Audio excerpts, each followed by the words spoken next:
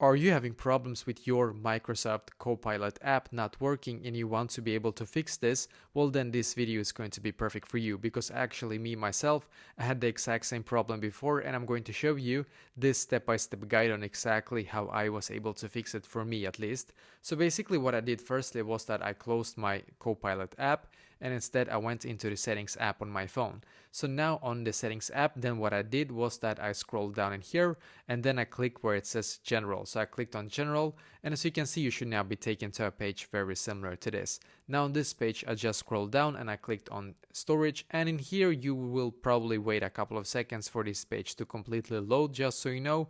And when it's done, just swipe up in here, search for Copilot in here. Don't search for Microsoft Copilot, just search for Copilot, as you can see.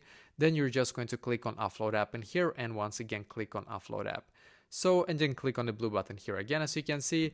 Basically what you're doing now is that you're going to automatically update your Microsoft Copilot app to the absolute latest version, which you need to be able to do to be able to try to fix this issue. So do this, go back into the app. When it's done, as you can see, it says loading now for me. When it's done for you, just go back into the app and hopefully now it's working for you as well.